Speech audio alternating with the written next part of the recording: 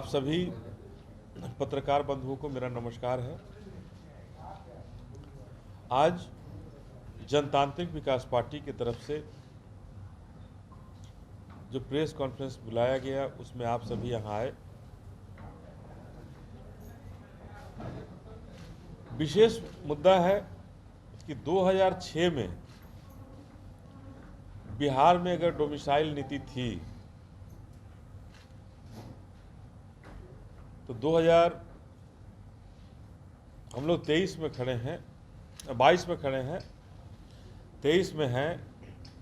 इन domicile नीति को क्यों बंद कर दिया गया? क्यों बाहरी लोगों को नौकरियों में आने का आमंत्रण बिहार की सरकार और माननीय मुख्यमंत्री नीतीश कुमार के नेतृत्व में 2006 से लगातार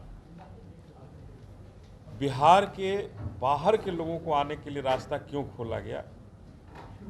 हमारा ये मुख्यमंत्री जी से सीधा सवाल है। किस कारण से 2006 में अगर शिक्षक भर्ती में भी डोमिसाइल नीति थी तो उन शिक्षक भर्ती में जब 8 में 9 में जब शिक्षक भर्ती हुआ तब आपने डोमिसाइल नीति उसमें से हटा दी, जिसका खामियाजा ये हुआ कि हमारे बिहार के बच्चों और बच्चियों को नौकरियां नहीं मिली। बिहार से बाहर के लोग शिक्षक भर्ती में भी आए। जब बीपीएससी की परीक्षाओं की बात होती है वहां भी बिहार से बाहर के बच्चे आते हैं, बच्चियां आती हैं।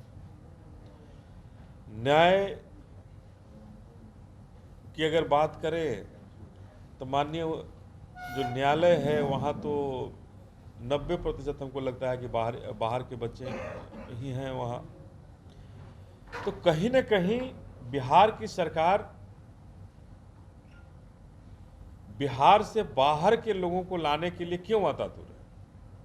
क्यों आतुर है कि बिहार से बाहर के लोग बिहार में नौकरियां करें और बिहार के बच्चे और बच्चियां कभी तमिलनाडु में पिटाते हैं, कभी आसाम में पीटते हैं, कभी महाराष्ट्र में पीटे जाते हैं और बिहार की सरकार मुखदर्शक बनी रहती है। आखिर ऐसा क्यों? हमें ऐसा लगता है कि जिस तरह से ठेकेदारी में अगर पुल बनाने की ज़रूरत होती है, रोड बनाने की ज़रूरत होती है, तो छोटे छोटे कामों को भी एक पुल बना करके बहुत बड़ी बड़ी कंपनियां को दे दिया जाता है और वो उनका डील दिल्ली में होता है कि बॉम्बे में होता है कि हैदराबाद में होता है, मैं नहीं जानता हूँ, लेकिन उनका कहीं ना कहीं डील होता है, कहीं ना कहीं पैसों का आदान प्रदान होता है, जिसके वजह से बड़ी बड़ी कंपनियों को टेंडर दिया जाता है और वो बड़ी बड़ी कंपनियां फिर छोटी छोटी बिहार के ही कंपनियों को, छोटे छोटे ग्रुपों को दे देती है और अंतोगत्वा काम बिहार के ही लोग करते हैं, लेकिन मुनाफा कहीं और चला जाता है। हमें ऐसा लगता है कि बिहार की सरकार डोमिसाइल नीति को स्थगित करके, डोमिसाइल नीति को बंद करके कहीं न कहीं बाहरी लोगों को, बिहार के बाहर के लोगों को नौकरियां बेचने का काम कर रही है। हम सीधा सीधा आरोप लगा रहे हैं कि बिहार की सरकार इन नौकरियों के नाम पर एक बहुत बड़ी वसूली कर रही है। चाहे वो शिक्षक भर्ती का बात हो, अमीन भर्ती का बात हो, अभियंता की भर्ती का बात हो, हर जगह बिहार के बाहर के लोगों का बोलबाला है। इसका मतलब है कि कोई ना कोई बाहरी डील है जो हो रही है, जिसकी वजह से डोमिसाइल नीति, स्थानीय नीति हमारे बिहार में नहीं लागू हो रहा है। दूसरे प्रदेशों में जहां लागू है वहां बेरोजगारी दर बहुत कम है, लेकिन हमारे यहाँ बेरोजगारी दर बहुत ज़्यादा है।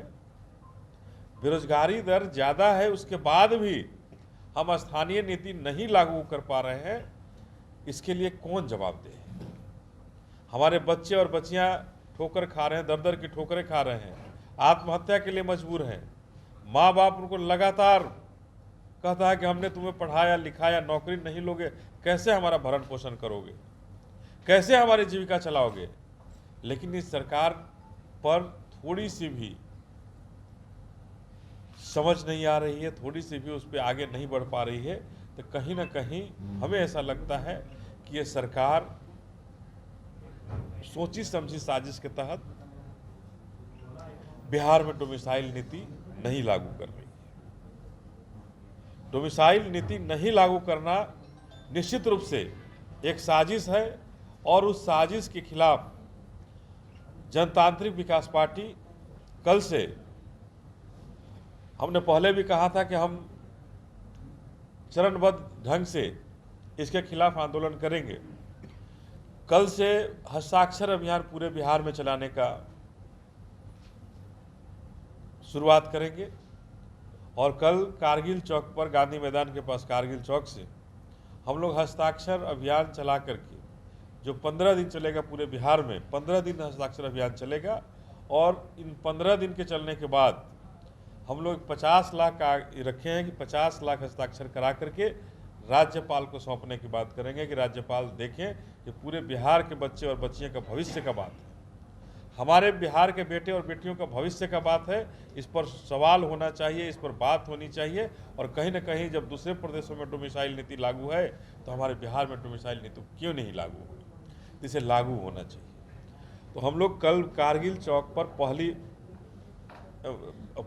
इस आंदोलन में हस्ताक्षर अभियान का शुरुआत करेंगे और हस्ताक्षर अभियान का शुरुआत करके राज्यपाल को सौंपने का काम, 15 दिन का यह हस्ताक्षर अभियान हमारा चलेगा और 15 दिन में हम लोग वहाँ राज्यपाल को सौंपने का, 15 दिन के 16वें दिन हम लोग राज्यपाल को सौंपने का काम। आशीर्वाद इजीकॉन ग्रुप, भरोसे का दूसरा नाम।